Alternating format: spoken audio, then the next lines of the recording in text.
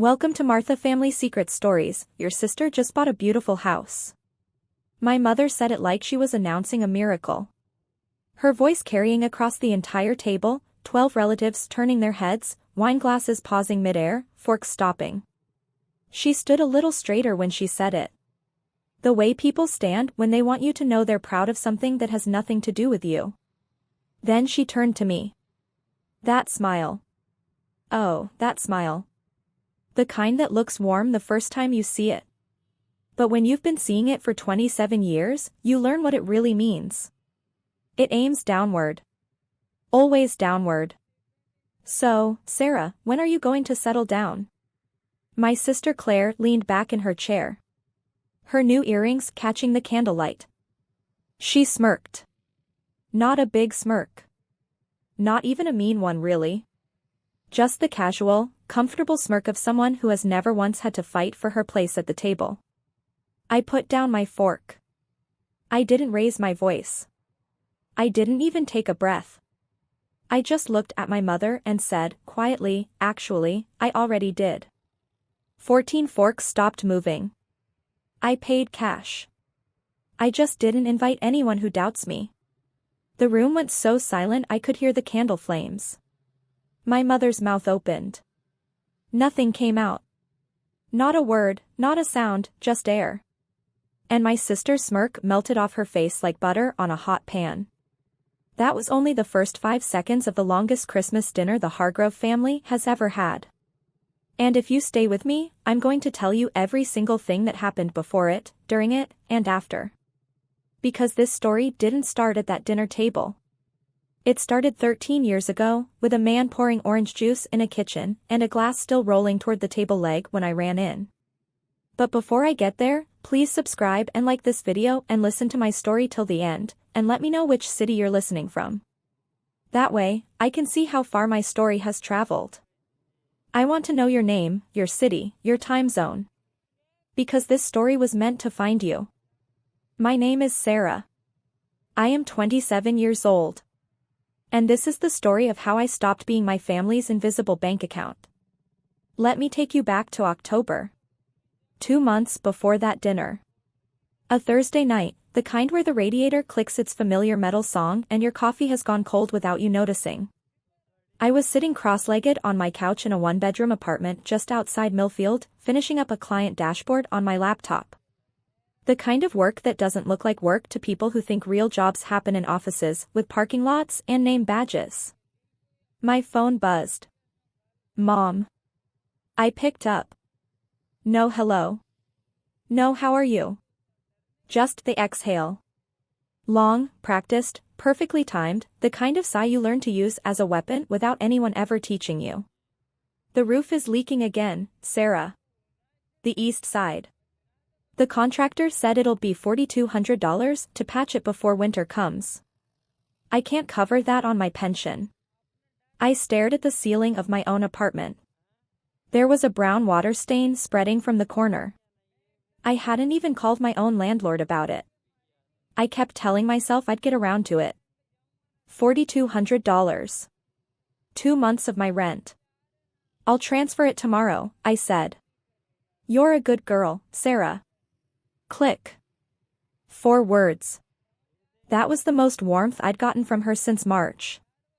And even that call in March had ended with her asking me to cover Claire's car insurance payment.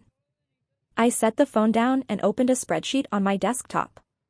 One I kept in a folder labeled, very simply, family. I'd started it 3 years ago, the first time my mother called about an emergency that needed my money. Back then I thought it would be a short list. It wasn't. 3 years. 17 transfers. $31,400. Roof repairs that may or may not have happened. Plumbing emergencies. Car insurance premiums for my sister. A new water heater. Security deposit help. Every single call had come the same way. The exhale. The number. The click. Not once. Not one single time. Had anyone said more than 4 words of thanks? I closed the spreadsheet. I transferred the $4,200 to my mother's account. I went to bed and told myself what I always told myself. This is the last time. 2 weeks later, I made the mistake of opening social media. Claire's face filled the screen. She was standing in front of a house I had never seen. Sage green door. White trim. A welcome mat that probably cost more than my dinner that night.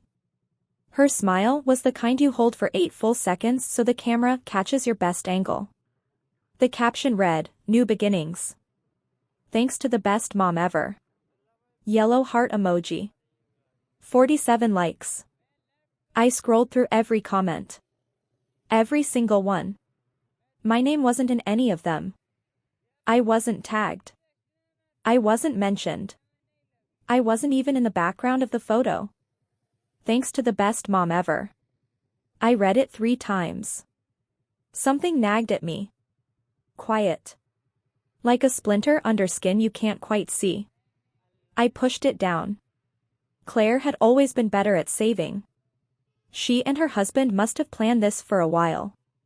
I told myself good for her, and meant it, or tried to. But later that evening, my mother forwarded the photo to the family group chat. So proud of my girl. Uncle Robert sent a thumbs up. 2 cousins hearted the message. Then Aunt Diane, my father's sister, the one who ran the little flower shop 2 towns over, typed a single line. Lovely. How's Sarah doing? I watched the chat. 1 minute. 2 minutes. 5. Nobody answered her. The chat moved on to Thanksgiving planning. Diane's question sat there like a stone dropped into a well, falling and never hitting the bottom. I locked my phone. I finished my dinner. But that splinter, that quiet, persistent nagging, it didn't go away. It would take me another month to understand why. Thanksgiving at my mother's house smelled the way it always did. Roasted turkey, cinnamon candles, and something faintly burnt that nobody would ever acknowledge. I drove 40 minutes with a homemade apple pie on the passenger seat and a bottle of wine tucked behind the brake pedal. When I walked through the door, I saw the dining table first. 12 chairs. All occupied. Oh, my mother said, coming around the corner in her holiday apron. That's Kevin, Lily's new boyfriend. I figured you wouldn't mind sitting at the side table. You're easy like that. The side table was a metal folding table wedged into the kitchen between the counter and the recycling bin. No tablecloth. No candle. Just a paper plate and a fork still in its plastic wrapper. I sat down. Through the open doorway, I could hear my mother stand and raise her glass. To Claire and Marcus and their beautiful new home. Glasses clinked. Laughter swelled. Someone said cheers. Someone else said, so proud of you too. Nobody looked toward the kitchen. I ate in silence, listening to my family celebrate a life I had helped fund without anyone knowing. When the dishes started piling up, I washed them. Mine and theirs. My apple pie sat on the counter untouched. My mother had ordered one from a bakery. It had a little gold sticker on the box. Driving home, I sat in my car in the driveway for 10 full minutes before turning the key. I wasn't crying. I was just very, very tired. Before I tell you what I found when I opened that bank statement, I need to ask you something. Have you ever sat at a table and really realized, that you were the only one holding things together, and the only one nobody thanked? Tell me in the comments right now. Because what I found that night changed everything. And please, if you haven't already, hit subscribe. This story has 6 more years in it, and it gets so much heavier before it gets lighter. That night I opened my laptop. Not for work. I opened my bank statement, and for the first time I started comparing dates. And what I found broke something open in me that had been sealed shut since I was 14 years old. But to understand what I found, I have to take you back 13 years. Back to a Tuesday in April. Back to a kitchen, and a glass of orange juice, and the 9 minutes it took for an ambulance to arrive that wasn't fast enough. Because my family's story didn't start with a roof that may or may not have been leaking. It started with my father dying on a Tuesday morning when I was 14 years old. And everything that followed, every transfer, every exhale on the phone, every Christmas dinner, every empty column in that spreadsheet, it all began in that kitchen. Stay with me. Part 2 is where you'll understand how a 14-year-old girl became an ATM with a heartbeat. And nobody in her family ever once asked if she was okay. My father died on a Tuesday in April. Heart attack. He was 44 years old. One moment he was pouring orange juice in the kitchen. The next he was on the floor and the glass was still rolling toward the table leg when I came running in from the hallway. 9 minutes for the ambulance. It wasn't fast enough. After the funeral, my mother stopped functioning. Not in a dramatic, made-for-television way. She just went quiet. The mail piled up inside the front door. The electricity bill turned pink, then red. Dinner became whatever was already in the freezer, and then nothing at all. My sister Claire was 17. She grieved the way teenagers grieve. She locked herself in her room with the music loud enough to feel it through the walls. She missed 2 weeks of school and nobody questioned it because she was the sensitive one. I was 14. And I was the one who called the insurance company. I sat at the kitchen table with a cordless phone and a stack of envelopes I didn't understand and learned words like past due and beneficiary and grace period. I cooked macaroni and cheese from a box every single night for 3 months. I wrote checks the way I had watched my father write them, copying the careful loops of his handwriting because I didn't have my own signature yet. My mother recovered slowly. But my role never reset. The emergency became the routine. I was the one who handled things. Claire was the one who was handled. My father used to say something to me. Usually on the porch after dinner, both of us quiet, looking out at the yard. "You're like me, Sarah. You'll figure it out." I used to think that was the greatest compliment a father could give his daughter. I carried it like a medal. I looked at it when things got hard. Now I understand what it really was. An apology in advance. For everything that was coming. When Claire got engaged to Marcus 3 years ago, my mother called me before she called anyone else. Not to share the joy. To discuss the budget. "Your sister deserves a beautiful day, Sarah. I can cover about $8,000, but I need you to help with the rest." The wedding would cost $12,000. A small ceremony. A garden reception. 80 guests. Modest by most standards. But $4,000 was not modest to me. It was exactly the amount I had saved for an advanced certification course that would have bumped my salary into a completely different bracket. I transferred the money on a Friday. By Saturday I had talked myself into believing it was the right thing to do. The bridesmaid list came 2 weeks later. 4 names. All of Claire's friends from high school and her gym. My name was not on it. She just wants her close friends beside her, Sarah. You understand? You're not really the dress-up type, anyway. On Claire's wedding day I stood in the 3rd row in a dress I bought on clearance. The official photographer ran out of time before reaching my side of the aisle. I ended up behind a borrowed camera taking candid photos for the reception slideshow. I photographed my sister's happiest day through a 2-inch viewfinder. Claire's thank you post went up that Sunday night. She tagged her mother. She tagged all 4 bridesmaids. She tagged Marcus. She tagged the florist. She didn't tag me. $4,000. A certification I never took. And a photo reel full of someone else's perfect day. I didn't say anything. That was always my mistake. I never said anything. Can I just pause here for a second? Because I need to know if you've ever given something that cost you, really cost you, and been erased from the story completely. Not even a mention. Not even a text. Just silence. That silence is heavier than most people know. Drop a comment if you know exactly what I mean. And keep watching. Because what I discovered when I started comparing those bank statement dates, that's coming up very soon. And it broke me and rebuilt me at the same time. Here is the part that gets me. Here is the part that I still think about on quiet mornings when I am sitting with my coffee and watching the yard. It wasn't just that my mother took the money. It was that she erased me from the story entirely. At family gatherings she would tell Uncle Robert and Aunt Patricia, "I manage on my own. It's tight, but I'm proud." She would say it with her chin lifted, like a woman in a wartime photograph. And everyone would nod, impressed. And everyone would say, "Lorraine, you are so strong." Meanwhile my bank account bled in silence. $31,400. 3 years.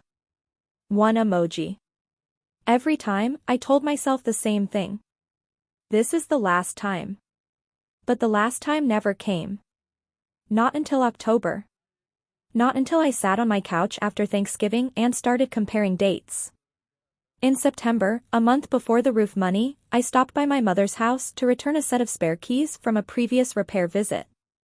The front door was open a crack the way it always is when she's airing out the kitchen. I stepped inside. I heard her voice drifting from the back of the house. That slightly louder, slightly warmer register she uses when she's on video call with someone she wants to impress. I should have announced myself. I didn't. I froze in the hallway, hand still on the doorknob, because I heard my name.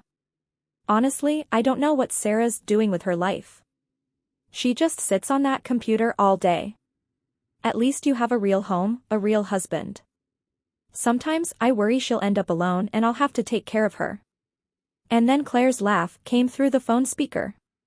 Light. Easy. The kind of laugh that isn't cruel on purpose.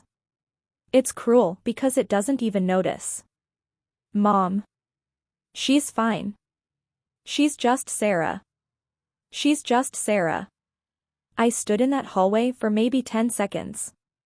Maybe 30. Long enough to memorize the pattern on my mother's wallpaper. Faded yellow roses, the edges peeling near the baseboard. Long enough to feel something inside me go very, very still.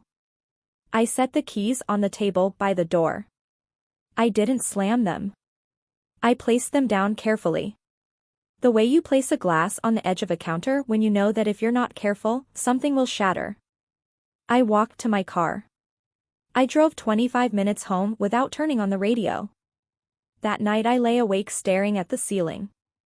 Not because I was sad, though I was. But because for the first time in 13 years, a question surfaced that I had never allowed myself to ask. Was the roof actually leaking? The next morning I opened my bank statement and I started comparing dates. And what I found was so quiet and so cold and so devastating that I sat at my kitchen table until 4 in the morning without moving. Because the numbers told a story my mother had never meant for me to read. Stay with me. Part 3 is where everything unravels, and where I made the decision that changed my life completely. And it starts with a Zillow listing, a contractor's phone number, and 2 dates 2 days apart that told me everything I needed to know. The night after Thanksgiving, I sat on my couch with cold coffee and my laptop open to my bank's transaction history. The $4,200 I had transferred to my mother on October 3rd stared back at me in clean digital type. October 3rd. I opened a new browser tab and typed Claire's address into a real estate website. She had posted it publicly, pinned to her profile like a trophy. The listing loaded. Sale date, October 28th. But the listing history told a different story. Under contract, October 5th. 2 days. My mother received $4,200 on a Thursday and by Saturday, my sister's name was on a purchase agreement. My chest felt hollow. Like someone had scooped out the center of it with a spoon. I picked up my phone and scrolled through my contacts until I found the contractor. The same one my mother had mentioned in the spring when the porch railing needed fixing. I had saved his number because I was the one who had coordinated the repair. I always was. The phone rang 3 times. Hi, this is Sarah Hargrove, Diane's daughter.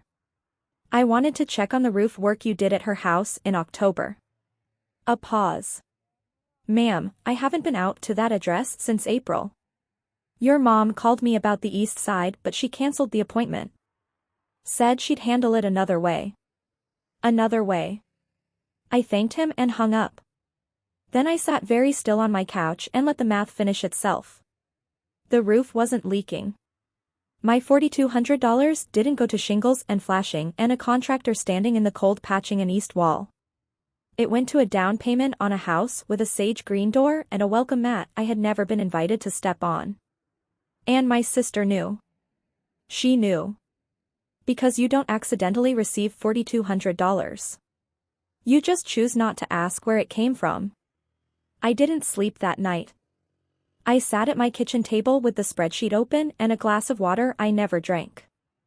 I looked at 3 years of my life reduced to rows and columns. 17 transfers. $31,400. And beside each entry, the second column I had labeled, what they did for me, glowed white and empty. The cursor blinking like it was waiting for something that would never come. I tried to remember the last time my mother called just to ask how I was. Not, how are you, and also, but just, how are you? Full stop. I couldn't find one. Not this year. Not last year. I thought about my last 3 birthdays. 26. Nobody called. I ate takeout alone and watched a documentary about deep-sea creatures. 25. My mother texted at 11 at night. 2 letters and a period. Not even happy birthday. Like she had suddenly remembered at the last possible second. 24. Claire asked me to drive her to a prenatal checkup that morning because Marcus was working. She didn't mention it was my birthday. I didn't remind her. I closed the spreadsheet. Not in anger. In clarity. The strange, cold kind of clarity that comes when you stop arguing with evidence. I opened a new browser tab. Properties for sale in Millfield, under $180,000. Here is the math nobody in my family knew. I earned $95,000 a year. I lived in a $600 apartment. I drove a 9-year-old sedan with 140,000 miles on it. I didn't take vacations. I didn't buy new clothes unless something wore through. For 5 years I had saved like someone preparing for a disaster. Except the disaster turned out to be my own family. $142,000. Cash. In a savings account nobody knew existed. If I stopped pouring money into a hole that never filled, I could buy a house in 3 months. My own house. No mortgage. No permission. No one else's name on the deed. I closed the laptop at 4 in the morning. For the first time in years, this is the last time, wasn't a lie. I need to stop here for just a second and ask you something honestly. Have you ever discovered a truth about someone you loved and just sat with it? Not crying, not angry, just sitting. Like your whole body needed a minute to catch up to what your brain already knew. That's where I was at 4 in the morning with a glass of water I never touched. Tell me in the comments if you've been there. And stay with me, because next I'm going to tell you about Aunt Diane's flower shop, what she said about my father that hit me somewhere behind my ribs, and the contractor who hadn't set foot on my mother's property since April. Everything was about to change. Aunt Diane's flower shop sat on a quiet street in Drayton, 2 towns east of Millfield. A small place with a hand-painted sign and a bell on the door. She had run it alone for 20 years, ever since her husband passed. She built every arrangement by hand, starting before sunrise. I hadn't planned to tell her anything. I just wanted to sit somewhere that didn't feel like my apartment or my mother's kitchen. But Diane had a way of making silence feel like an invitation. She poured tea into a chipped blue mug, set it in front of me, and sat down across the work table scattered with rose stems and ribbon. She studied my face the way she always did. "You look like your father," she said. "The week before he told me he was going to marry your mother. That same look. The one that means you've already decided something." I told her everything. The $4,200. The contractor who hadn't been to the house since April. The Zillow timeline. The spreadsheet. The $31,400 that had left my account over 3 years and vanished into a family that told everyone it managed on its own. Diane listened without interrupting. When I finished, she set her teacup down on its saucer. A small, precise sound in the quiet shop. She folded her hands. Honey, I've watched this for 13 years. Your mother loves Claire the way she loved looking in a mirror. And you? You remind her of your father. And she never forgave him for dying. The sentence hit me somewhere behind my ribs. What are you going to do? Diane asked. I'm going to stop paying for a family that doesn't see me. And I'm going to buy my own house. Diane looked at me for a long moment. Then she nodded once. Good. And if you need a witness at closing, you call me. The first week of December, I ran into my mother's neighbor in the grocery store. Ruth. The kind of woman who brought banana bread to every new family on the block and knew everyone's business, not out of malice, but because she simply couldn't help collecting information. She had been a loan officer at the local bank for as long as I could remember. She spotted me in the cereal aisle and lit up. Oh, Sarah, I haven't seen you since summer. Your mother talks about Claire's house non-stop. So proud. You know I helped her with the paperwork at the bank? I nodded. The small automatic smile I had perfected for conversations about my sister's achievements. Ruth leaned in slightly, her voice dropping to what she probably thought was a whisper. Between you and me, I hope they get back on track soon. The first few months of a mortgage are always the trickiest, especially when there's other debt involved. But your sister's a smart girl. She'll figure it out. Other debt. I kept my expression perfectly steady. I'm sure she will. Ruth patted my arm, wished me a Merry Christmas, and wheeled her cart toward the dairy section, humming Jingle Bells. I stood in the cereal aisle for 30 seconds, holding a box of oatmeal I didn't need. Get back on track. Other debt. The picture I had been assembling since Thanksgiving night was now complete. Claire hadn't bought a beautiful house. Claire was drowning in one. And my mother had used my money to push her off the dock. The call came on a Wednesday evening the second week of December. I was making pasta. Nothing special. And my mother's name appeared on my screen with the reliability of a monthly bill. I picked up. The exhale arrived right on schedule. Sarah, the heating bill came in. $4.80. It's going to be a cold winter. And that, right there, was the moment everything changed. Stay with me for part 4. Because I'm going to tell you exactly what I said, how she responded, what happened in that family group chat 20 minutes later, and how I found the house with the gray siding and the crabapple tree that the listing said bloomed pink in spring. Part 4 is where I stopped disappearing. I turned the burner down. I leaned against the counter. I took one slow breath. Mom, I can't cover it this month. You should call the energy company. They have a payment assistance program for seniors. I can text you the number. Silence. 4 seconds of it. If you have ever said no to someone who has never heard it from you, you know that 4 seconds feels like 40. Excuse me. Her voice didn't rise. It dropped. My mother didn't yell when she was angry. She chilled. I can't cover it, I repeated. My voice was steady. My free hand was gripping the edge of the counter so hard my knuckles ached. I raised you alone, Sarah. After your father died, I held this family together. I didn't ask for much. I just asked you to care. Click. She hung up. No, goodbye. Just dead air and the sound of pasta water boiling over onto the stove. 20 minutes later the family group chat lit up. My mother, pray for me. It's going to be a cold Christmas. Uncle Robert, hang in there. Aunt Patricia, you're the strongest woman I know. Claire, Mom, we'll figure it out. I stared at Claire's reply. We'll figure it out.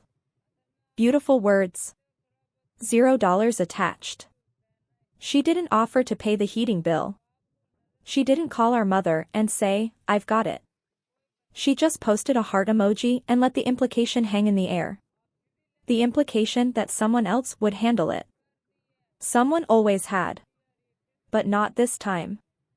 I found the house on a Saturday afternoon in mid-December, scrolling through listings while snow piled up on my windowsill. 2 bedrooms. 1 bath. A small fenced yard with a crabapple tree. The listing said it bloomed pink in spring. The siding was gray. The porch needed a new railing. The kitchen still had laminate counters from the 90s. But the foundation was solid. The inspection came back clean. The roof, the actual real roof, had been replaced 2 years ago. $159,000. I could pay it outright. I called Diane that evening. I found it. When do we sign? The closing was on December 18th, 1 week before Christmas. I sat at a long table in a title company office with fluorescent lights and a plastic plant in the corner. Diane sat beside me, her handbag in her lap, reading glasses perched on her nose like she was there to audit the entire operation. The notary pushed a stack of documents across the table. Buyer present? Present, I said. Under the table, Diane reached over and squeezed my hand once. Firm. Then let go. I signed everywhere they told me to sign. 32 pages. My hand cramped by page 20. When it was done, the notary smiled. Congratulations. It's yours. Diane took off her glasses and looked at me. Your father would have cried right now. The good kind. I drove to the house alone afterward. I parked on the street. I walked up the porch steps. I put the key in the lock and turned it. The door opened into an empty living room. Bare wood floors. White walls. The smell of fresh paint and cold air. No furniture. No curtains. No group chat pinging in my pocket. Just silence. And for the first time in as long as I could remember, the silence didn't mean I had been forgotten. It meant the space was mine. I did not post about it. I did not tell anyone except Diane. Christmas was 1 week away. And I had something I had never walked into a family dinner with before. A truth I didn't need to hide. Can I be honest with you right now?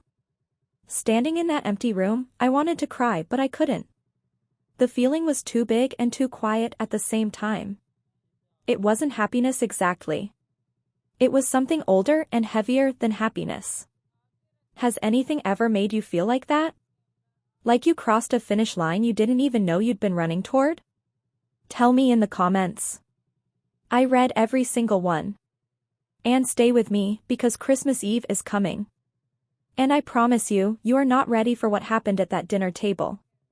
My mother's Christmas invitation arrived in the group chat on a Monday. 6 days before the dinner. Claire responded within minutes. 3 emojis because Claire never met a sentiment she couldn't decorate. I stared at the message for a long time. If I didn't go, my mother would have the narrative she wanted. June couldn't even show up for Christmas after everything I've done. She'd say it with that practiced sadness and everyone would shake their heads and I would become the cautionary tale of the ungrateful daughter. If I did go, I would sit at the folding table in the kitchen again. I would wash dishes while Claire received toasts. I would drive home full of turkey and empty of everything else. Unless this time was different. I called Diane. She sent the invite. I'm going. And this time I'm not sitting in the kitchen. A pause. Good. Neither am I. I typed 2 words into the group chat. I'll be there. No emoji. No exclamation point. Just a confirmation, plain as a signature on a closing document. 3 days before Christmas, my mother called again. No exhale this time. She got straight to the point, which told me she was nervous. My mother only skipped her own rituals when something felt out of her control. I need you to come early. 5 o'clock. Help me set up the table, arrange the chairs, get the dishes out. Claire is handling the ham and the centerpiece so you can take care of the rest. The rest. The invisible labor. The behind-the-scenes work that made the evening look effortless while Claire walked in with a glazed ham and a perfect smile and collected all the credit. "I'll come at 6, I said. Same as everyone else. The temperature dropped 10 degrees on the other end of the line. "June, don't be difficult. It's Christmas." "I'm not being difficult, Mom. I'm being a guest." "Same as Claire." I could hear her recalculating. The way a chess player pauses when a pawn moves somewhere unexpected. Then she reached for the only weapon she had left. "Sometimes I think you forget everything I've done for you." The manufactured grief in her voice was so practiced it almost sounded real. "Your father wouldn't have wanted this." My stomach tightened. It always did when she said that. For 13 years she had used a dead man's memory every time she needed compliance. And for 13 years it had worked. But this time, Diane's words rose up to meet it. She never forgave him for dying. My father wasn't a card to play. He was a man who poured orange juice and told me I'd figure it out. And he died too young. And he would not have wanted his name used as a leash. "I'll see you at 6, Mom." I hung up first. My hands trembled against the phone. But I didn't call back. December 24th. 5:55 in the evening. I sat in my car outside my mother's house and watched the silhouettes moving behind the lit windows. Diane's old pickup was already parked at the end of the row. The porch lights glowed. The wreath hung on the door. In my glove compartment I had a photograph of my father and me at an ice cream shop. Taken when I was 12. Both of us squinting into the sun. Both of us laughing. I took it out. I looked at it for a moment. I put it back. I stepped out into the cold. Part 5 is the dinner. And I need you there with me. Because the next 45 minutes changed everything, for me, for Claire, for Marcus, and for a family that had been running on a story that was never true. Stay with me. We're almost there. The front door was unlocked. I walked in. Warmth hit me first, then the smell of ham and cinnamon and something faintly burnt that nobody would acknowledge. On the hallway wall, 8 framed family photos hung in a neat row. I counted the way I always counted. 5 with Claire in the center. 2 group shots. One of my father alone, young in a suit I had never seen in person. None of just me. My mother appeared from the kitchen in her red holiday apron, embroidered with little holly leaves. She looked at me the way you look at a delivery that arrived later than expected. "Oh, you came. Good. The table still needs napkins. They're in the hall closet." Not, "Merry Christmas, Sarah." Not, "I'm glad you're here." A task. An assignment the moment I walked through the door. "Merry Christmas, Mom," I said. I walked past the closet. Past the kitchen. Into the living room, where Diane sat in the corner armchair with a glass of eggnog, watching me over the rim. She gave me one small nod. I sat down. The evening had begun. Dinner was served at 6:30. 14 people arranged themselves around the extended dining table. Claire took the seat beside our mother, directly across from Marcus. I ended up at the far end, between my 19-year-old cousin and an empty chair nobody bothered to remove. At least I was at the main table this time. The glazed ham sat in the center, glistening under the chandelier my father had installed the year I was born. Claire had tied a sprig of rosemary to the serving fork. A detail so perfect it looked staged. My mother stood. She lifted her wine glass the way a mayor lifts a ceremonial key. Slow. Deliberate. Designed to command the room. "Before we eat, I just want to say how proud I am." She looked at Claire with an expression I can only describe as ownership. Claire and Marcus bought their first home this year. A real home. 3 bedrooms, a yard. That is what family is about. Building something. She paused on the word building like it was a blessing meant for one person only. Claire pressed her hand to her chest. The humble, grateful face. She had perfected it through years of relentless practice. Honestly, it's been a dream. 3 bedrooms, a yard for when we hopefully have kids someday. We're just so blessed. Uncle Robert raised his glass. Aunt Patricia beamed. Cousins murmured approval. Across the table I watched Ruth smile and nod, but her eyes dropped for just a second. The way they do when someone knows something they are trying hard not to say. Nobody asked me anything. Nobody turned my direction. I cut my turkey and chewed in silence. And from the far end of the table, Diane watched the room the way a woman watches a pot she knows is about to boil. It happened between the main course and dessert, during that loose, unguarded lull when plates are half empty and conversations soften. My mother leaned forward in her chair, tilted her head toward me, that practiced angle of maternal concern that always preceded something sharp, and she said it loud enough for the entire table to hear. "So, Sarah, your sister has a house, a husband, a plan." She gestured at Claire the way a game show host gestures at a prize car. "When are you going to settle down? You can't just sit behind a laptop forever." Claire leaned back, crossed her arms, and smiled at me the way you smile at someone you have already mentally categorized as behind. "Seriously, Sarah? You're 27. What are you even saving for?" A few people laughed. The polite, uncomfortable kind. Uncle Robert chuckled into his wine glass. My young cousin stared at her plate. Marcus looked down at his fork and said nothing, his jaw tightening. Only Diane was still. Her eggnog sat untouched. Her eyes were on me. I looked at my mother. Then at Claire.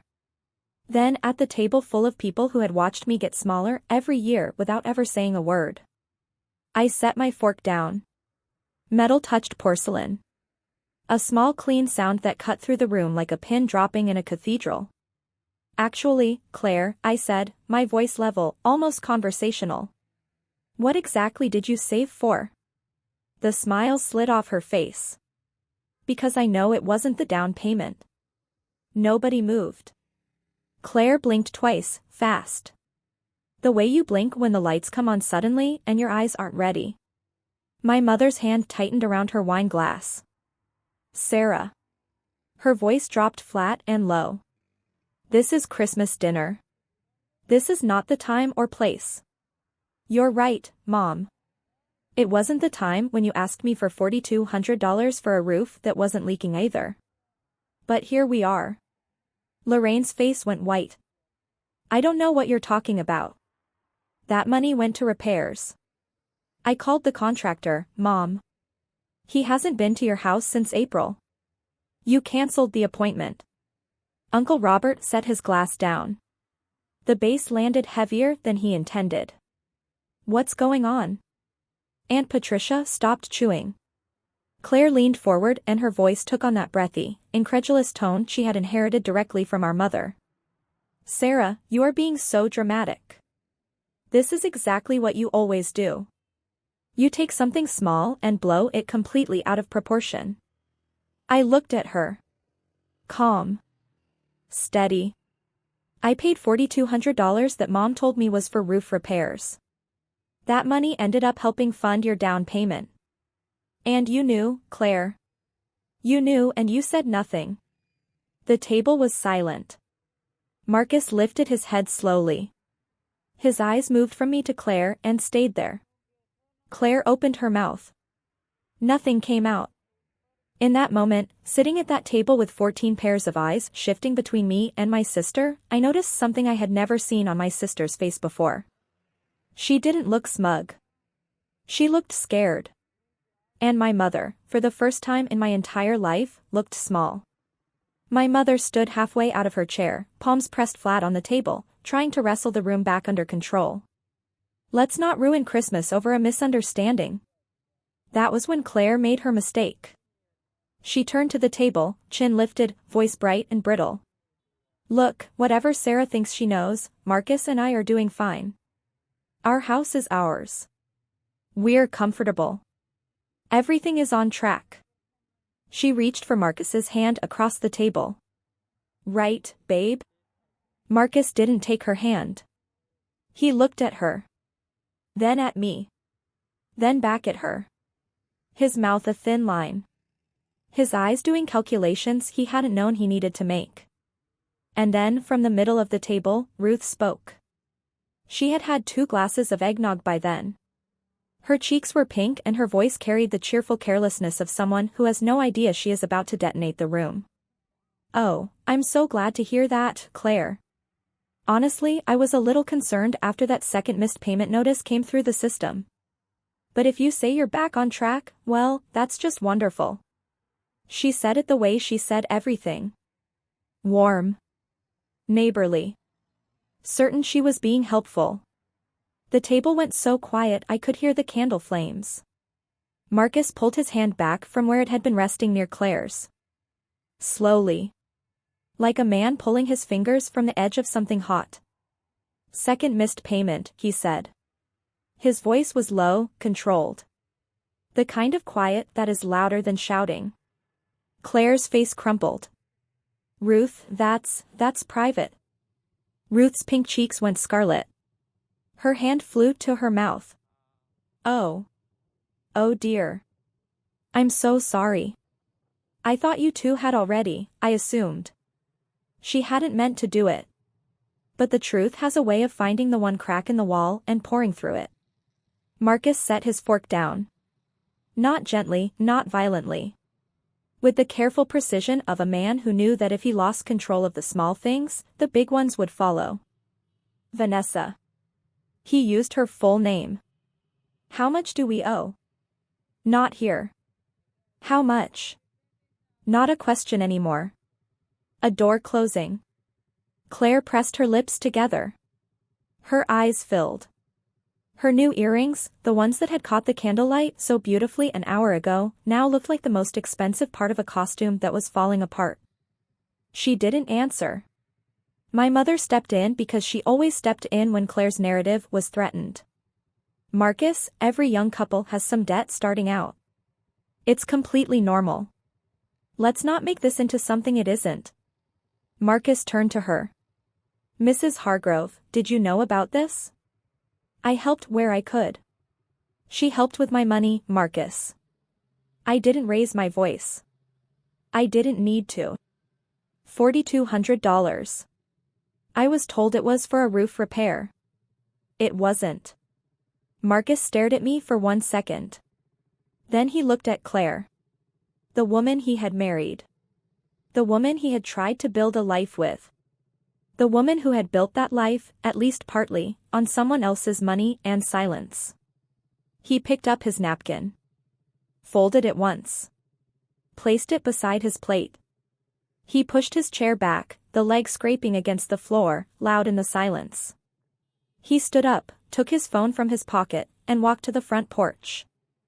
Through the glass door I watched him standing in the falling snow, phone pressed to his ear, face lit by the porch light. He wasn't yelling. He wasn't pacing. That was worse. Claire was crying now. Not the delicate movie star kind. The real kind. The kind where your mascara runs and your breathing goes jagged and the table full of people who admired you 5 minutes ago doesn't know where to look. My mother was still standing. Her expression cycling between fury and something older. Fear. The fear of a woman watching a story she had spent 13 years building start to collapse in real time. "This is what you wanted, isn't it, Sarah?" Her voice shook. "To humiliate your family on Christmas." "No, Mom. I just stopped pretending. Your father would be ashamed of you." She said it. She actually said it. Before I could respond, a chair scraped at the other end of the table. Diane stood up. She wasn't tall. She wasn't loud. She was a 61-year-old woman in a navy cardigan with a little dried dirt still under one fingernail from the flower shop. But when Diane stood, people listened. Because she only stood when she meant it. "Lorraine." Her voice was clear and level. "My brother would have been ashamed of how you treated the daughter who is most like him." My mother opened her mouth. Diane wasn't finished. I know Sarah paid $31,000 to this family in 3 years. I know because she showed me every record. And I know she just bought her own house with cash, because I was standing beside her when she signed the closing papers. The room turned to me. All of it. Every face. Uncle Robert's mouth hung open. Aunt Patricia had her hand pressed to her chest. Ruth stared. Even my young cousin looked up from her plate. You bought a house? Uncle Robert said. I nodded. My mother let out a short, sharp sound. Half laugh, half disbelief. A house. You? With what money? You don't even have a real. She stopped herself one word too late. But everyone at the table heard the shape of that sentence. I stood up. Not fast. Not dramatically. Just the slow, deliberate act of a woman who was done receiving words from a seated position. I looked at my mother. Then at Claire, whose face was blotchy and wet and suddenly very young. Then at the table full of people who had watched me get smaller for years without saying a single word. You asked me when I was going to settle down. My voice was quiet. The kind of quiet that makes people lean in instead of pulling away. I already did. I paid cash. $159,000. No mortgage. No debt. No one else's money. I turned to my mother. I just didn't invite anyone who doubts me. And the room stopped. I mean, it stopped. 14 people frozen mid-breath. A fork slid off someone's plate and hit the porcelain with a bright, clean clink that echoed through the silence like a bell. 5 seconds. I counted. My mother's mouth opened.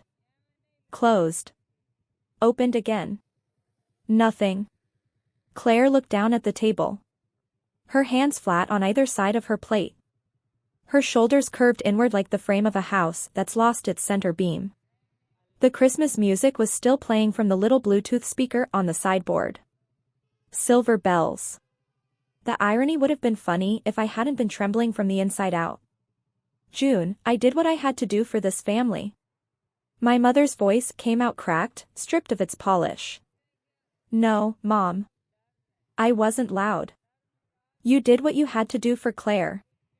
I was the one doing for this family. And I'm done. Claire looked up.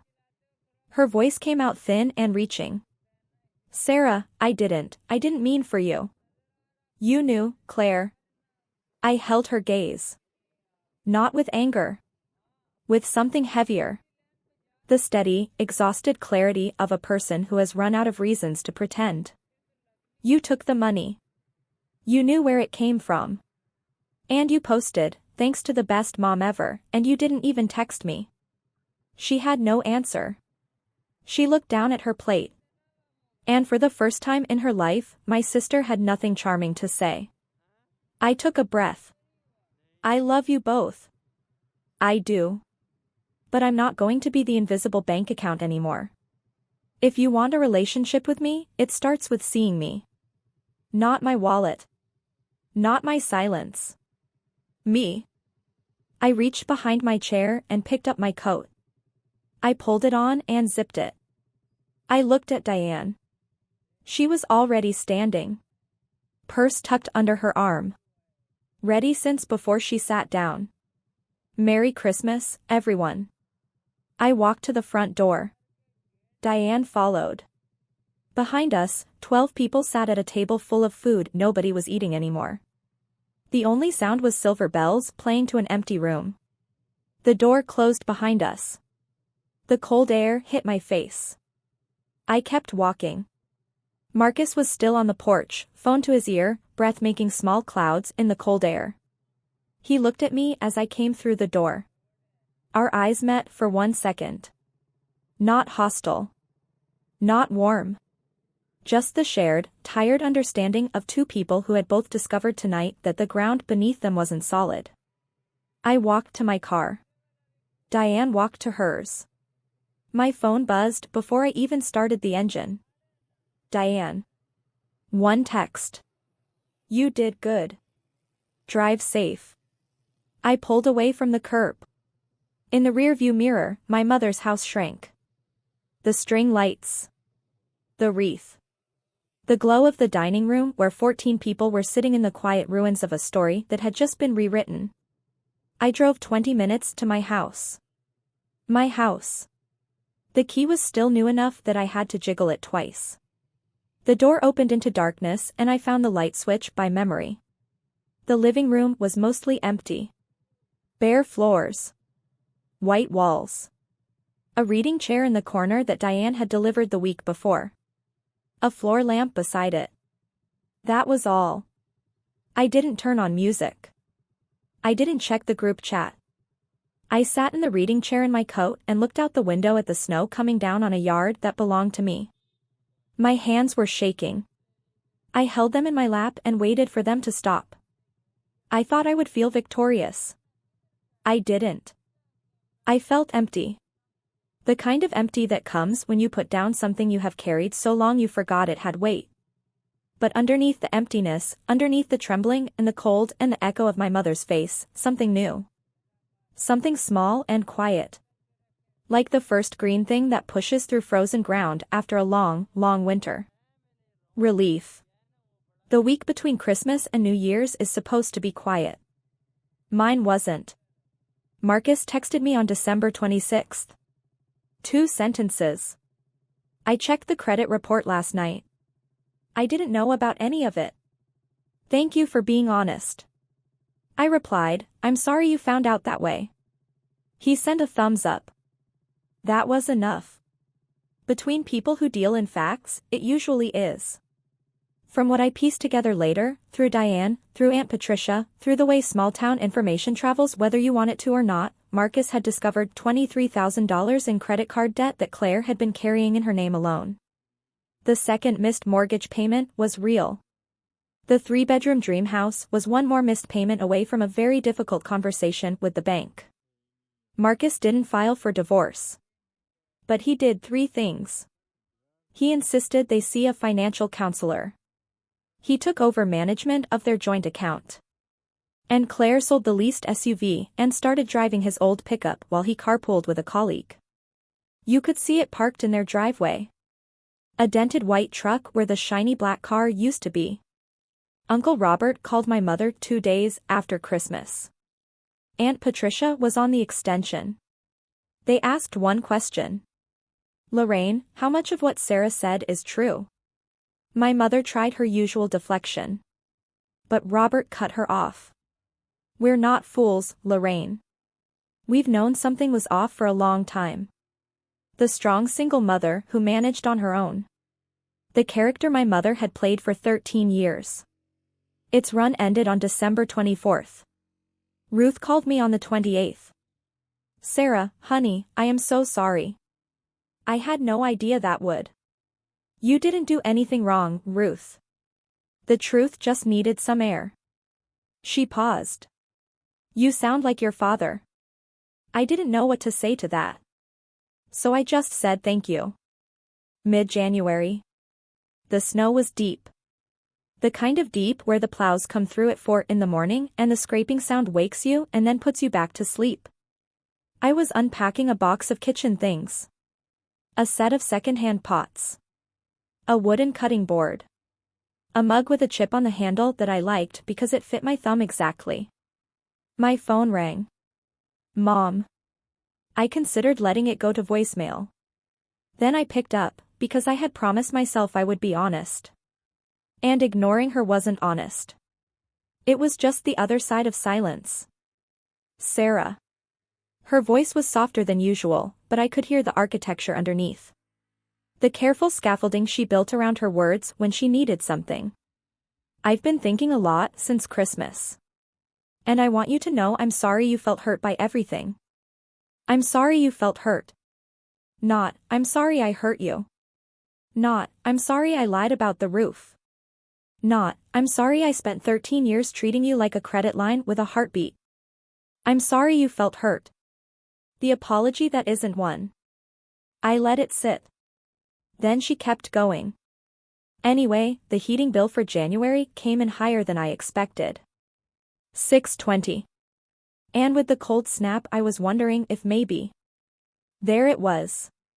The ask tucked behind the apology like a bill slipped inside a sympathy card. Mom. My voice was gentle. Not because I was weak.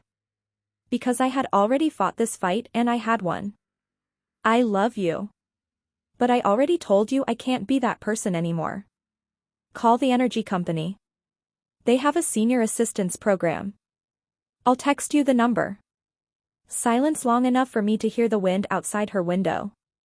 You've changed, Sarah. I looked around my kitchen. My kitchen. My pots. My chipped mug that fit exactly right. No, Mom. I just stopped disappearing. I hung up gently. Placed the phone on the counter.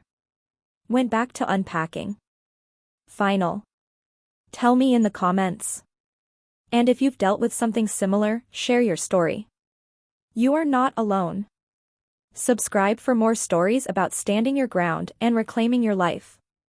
Because the person reading this right now who is afraid to say no, who keeps transferring money and swallowing the truth and telling themselves this is the last time, I want you to know something. The last time can actually be the last time. You get to decide when April came the way it always comes to small towns in the Northeast. Slowly, then all at once. The snow thinned. The gutters ran. One morning I walked out onto my porch with a cup of coffee and saw it. The crabapple tree in my front yard had bloomed.